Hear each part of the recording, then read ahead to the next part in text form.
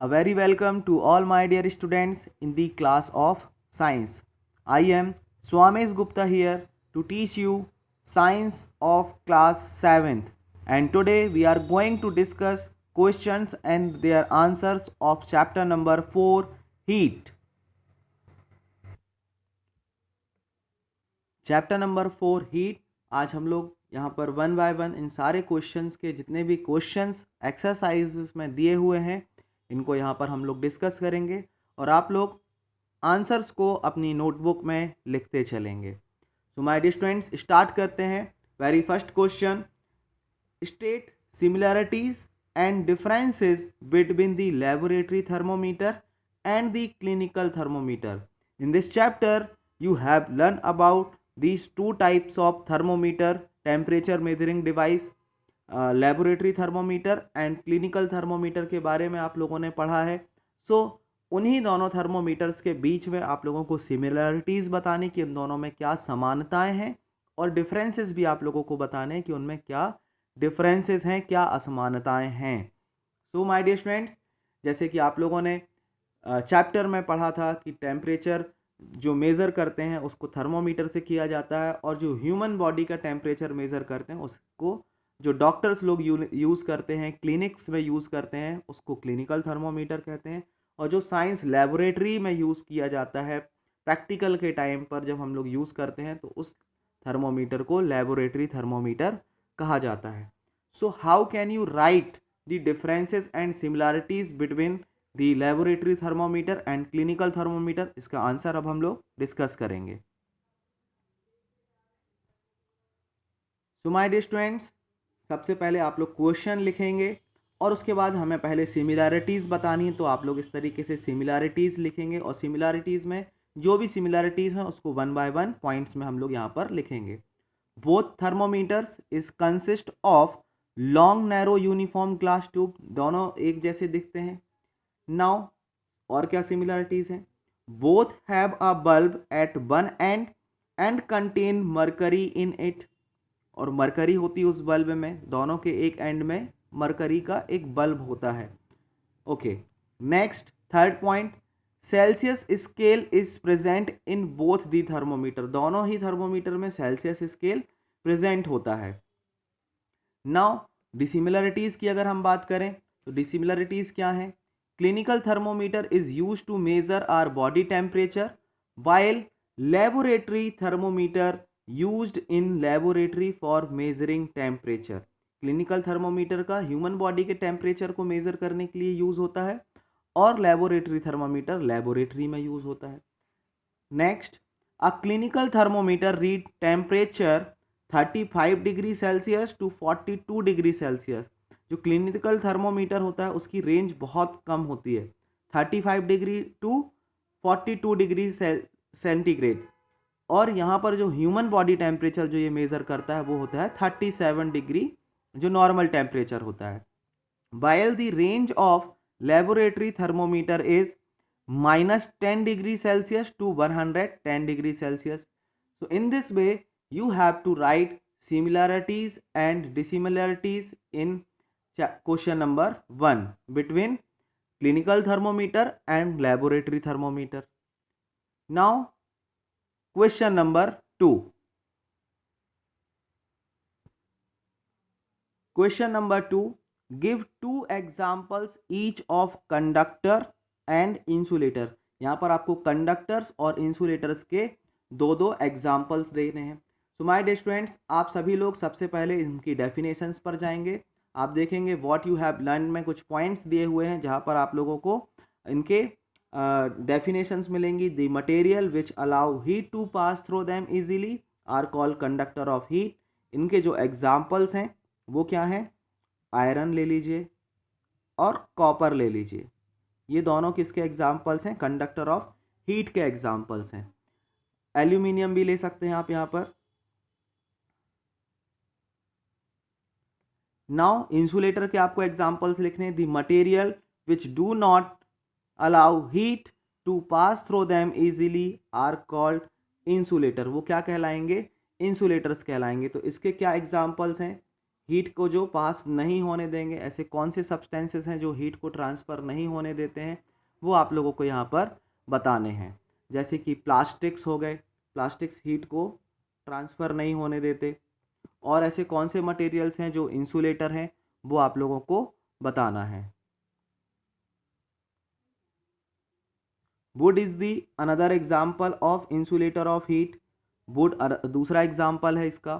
So in this way you have to write these two definitions and two examples of conductor of heat and insulator in your notebook. इस तरीके से आप लोग इसको complete करेंगे। Now question number 3, fill in the blank. यहाँ पर दिए हुए हैं, आप लोगों को यहाँ पर fill in the blanks fill करने हैं। The hotness of an object is determined by its. किसी भी ऑब्जेक्ट की हॉटनेस किस चीज़ से मेज़र की जाती है, किससे डिटरमाइन की जाती है, तो उसके टेम्परेचर से की जाती है। तो यहाँ पर जो आंसर होगा वो क्या होगा, टेम्परेचर होगा।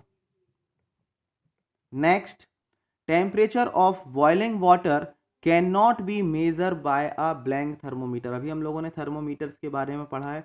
क्लिनिकल थर्मोमीटर की जो रेंज होती है वो 35 डिग्री सेल्सियस से 42 डिग्री सेल्सियस की होती है, और लेबोरेटरी थर्मोमीटर की -10 टू 110 डिग्री सेंटीग्रेड होती है। और बॉइलिंग वाटर का टेम्परेचर क्या होता है, 100 डिग्री के अप्रॉक्स होता है।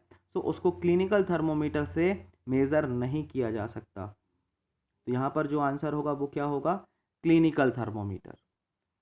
Now temperature is measured in degree Celsius.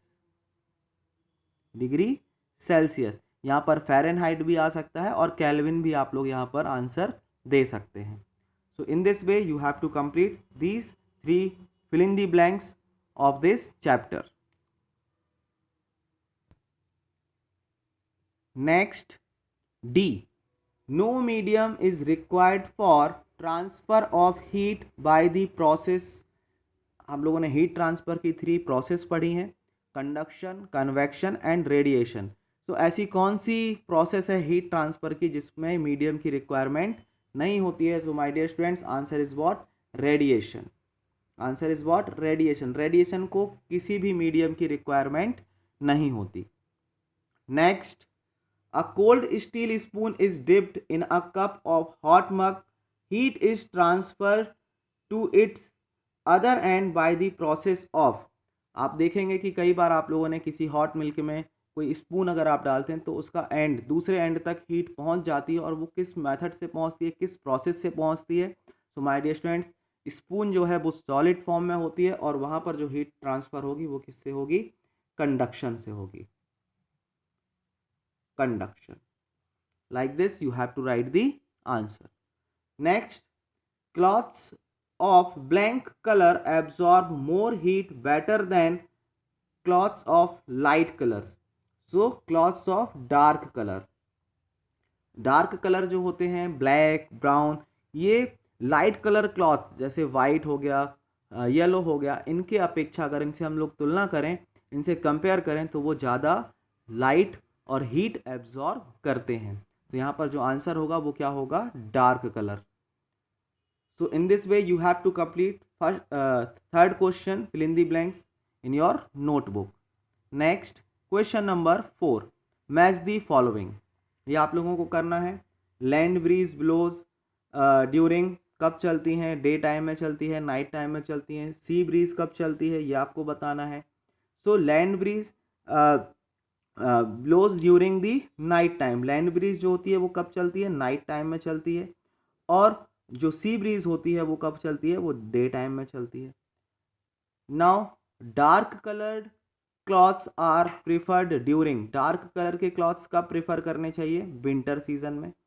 And light colours के क्लॉथ्स को समर सीजन में यूज़ करना चाहिए, बिकॉज समर सीजन में टेम्परेचर बहुत ज़्यादा होता है, और इस समय हमें हीट से बचने के लिए लाइट कलर्स के क्लॉथ्स पहनने चाहिए, क्योंकि वो कम हीट एब्जॉर्ब करते हैं। So in this way you have to complete 4th question of this chapter in your notebook. Now question number 5. अब हम लोग क्वेश्चन नंबर 5 डिस्कस करेंगे।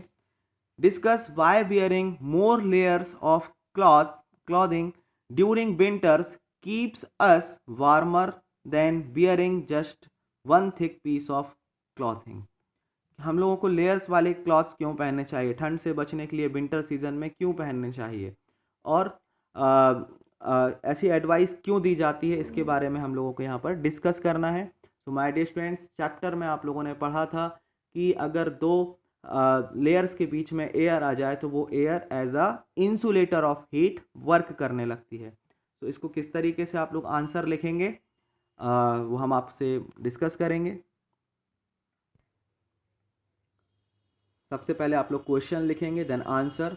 मोर layers of clothing during winter keep us warmer as they have a lot of space between them. जो clothes होते हैं उनके बीच में स्पेस होता है, and this space get filled up with air, और वो स्पेस किससे भर जाएगा, एयर से भर जाएगा। And air is a bad conductor of heat, it does not allow the body heat to escape out, और वो हमारी बॉडी हीट को बाहर जाने से क्या करेगा, प्रिवेंट करेगा, रोकेगा, और हमें विंटर्स के जो टेम्परेचर है, कोल्ड, एक्सट्रीम कोल्ड वेदर जो होता है, उससे क्या करती है, हमारी बॉडी को प्रोटेक्ट करती है। So in this way you have to write this answer in your notebook. So my dear students, आज हम लोगों ने इस क्लास में फर्स्ट 5 क्वेश्चंस डिस्कस किए हैं। जो रिमेनिंग क्वेश्चंस हैं इस चैप्टर के, वो हम लोग अगले पार्ट में डिस्कस करेंगे। So my dear students, thank you for the class. See you all in the next part. Have a nice day.